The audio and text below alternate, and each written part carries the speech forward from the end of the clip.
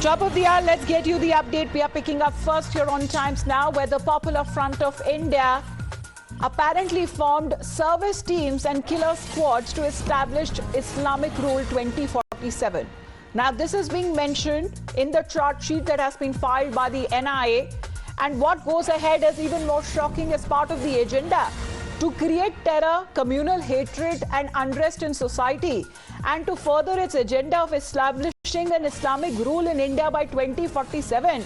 The banned outfit PFI formed secret teams and called them service teams or killer squads to carry out killings of its perceived enemies and targets. The NIA making these stunning revelations in the chart sheet before the special court in Bengaluru pertaining to the killing of BJP's Yuva Morcha District Committee member Praveen Nettaru on July 26 last year in Karnataka's Dakshin Kannada district. Now, Nettaru, who was killed in full public view with lethal weapons to create terror amongst people, especially when it comes to the members of the majority community. Akansha joining us live this morning. Good morning to you, Akansha. This is absolutely shocking as far as whatever the vision that was set forth by the PFI, forming killer squads. They had apparently a hit list, a target list that was also ready to complete their so-called vision of 2047 of establishing Islamic rule in India. Well, absolutely. NIA has filed charge sheet against 20 persons in the murder case of Praveen. Now, in the charge sheet, it has been mentioned that the Popular Front of India wanted to establish Islamic rule in the country by 2047. It goes on to mention that a secret team called as the Killer Squad was established by the PFI, and they were given training as well as arms. And they used to recce and identify the people from a different community. After which it has been also mentioned that a meeting was held in Karnataka back in last year, after which 4 persons were identified by the Popular Front of India, and one of them was this BJP youth leader Praveen. After that, he was identified and was killed in public view. So the NIA charge sheet goes on to say that this was done to establish an Islamic rule in the country by 2047. A secret teams was made, which was the killer squad, which used to identify such people from a different community. A charge sheet has been filed against 20 persons under the charges of conspiracy, murder of the Indian Penal Code, and also UAPA. So the allegations against the Popular Front of India by the National Investigation Agency are quite grave, because it goes on to say that they wanted to establish Islamic rule in the country by 2047. Right, but even when it comes to those accused, around 20 of them, Akansha, who have been charge-sheeted of the banned radical outfit, at least 6 of them are still absconding. And what we are told, even when it comes to the Karnataka police and the NIA, which has also announced rewards of over 5 lakh rupees when it comes to those who were said to be associated with the PFI in the state of Karnataka. Well, absolutely. 20 out of 20 that have been charge-sheeted by the NIA, 6 are still absconding. Let me read out to you what the NIA has said in the statement. They said that a secret team called service teams or killer squad was made by the PFI for carrying out these targeted killings. These service members were given arms as well as training by the PFI, after which, as I told you, they used to go on, mount a surveillance on a lot of people, identify people from a different community, and in fact a meeting was held by the district service team member Mustafa Paicher in Karnataka last year, after which surveillance was mounted on 4 people. One of them was BJP youth leader Praveen Nettaru, after which they were identified, and one of them, which is the BJP youth leader, was killed in a public view on July 26 last year, as you remember. Well, the charge sheet also, however, mentions, Akansha, please to stay on with us. We also have Imran joining us live. Imran, we've given the information and the wanted posters that have now been released on part of the NIA of those individuals and the accused associated with the banned PFI have been now awarded the rewards that have now been announced, or any sort of an information. How exactly was the terror conspiracy planned, especially with regards to the killer squads and to identify the targets on the hit list?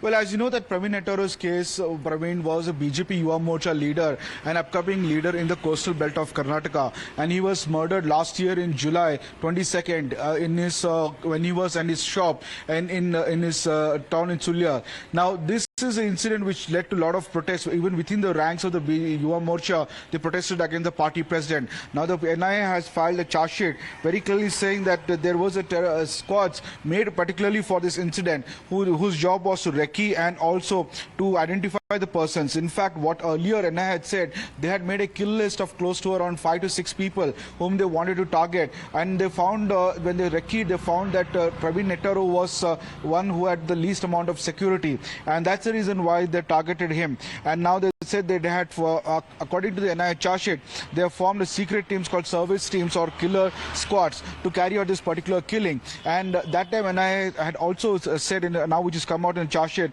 saying that these were who had also had affiliates in the cross-border in Kerala, and there were bikes used during the murder, and they used to come murder. They murdered and then went back to the Kerala, and to some of them tried to destroy many of the evidences.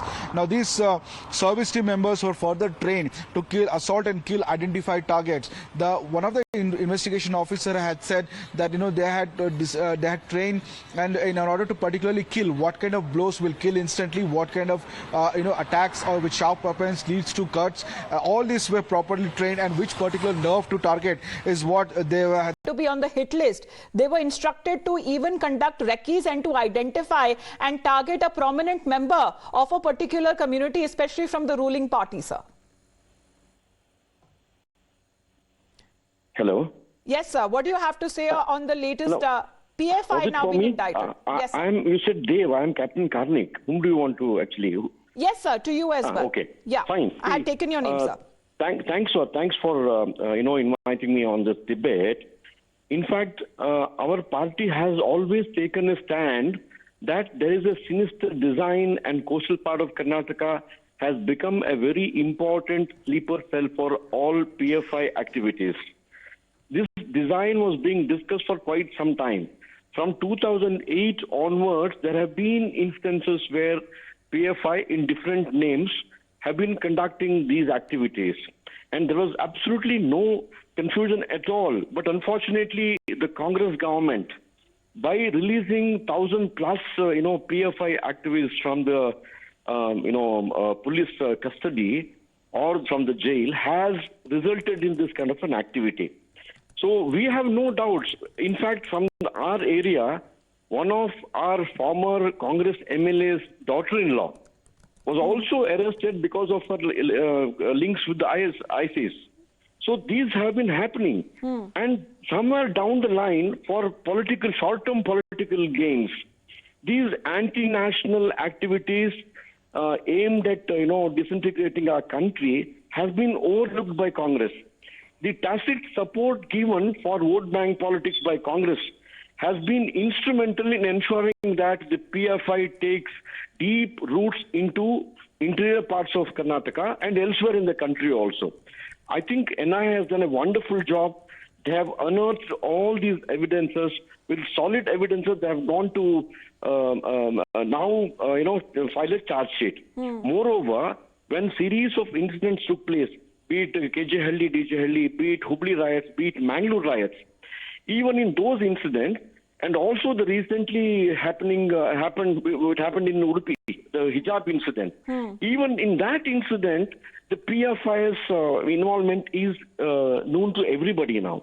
So I think the investigation is on the right line to ensure that this PFI is brought to books and all their anti-national sinister design is going to be unearthed soon. And Mr. Karnik, I really want to put across exactly what is also mentioned in the charge sheet, saying that as part of the terror agenda, their main aim was to create terror, communal hatred and unrest in society, and further to establish the Islamic rule in India by 2047. That was the vision that was set forth by the banned outfits, the PFI. You are putting those words into right perspective, because I use the word anti-national sinister agenda. For that, they have a set plan. You must have heard of this Darul Harab to Darul Islam kind of a concept. Yes, like you rightly said, they have a design to ensure that there is Islamic rule in this country by 2047. Towards that, they have all these activities, creating terror, targeting important major community leaders, creating confusion among the ranks. So this is what has happened over the past so many years. And again, I want to stress on this, that tacitly supported by Congress side. All right.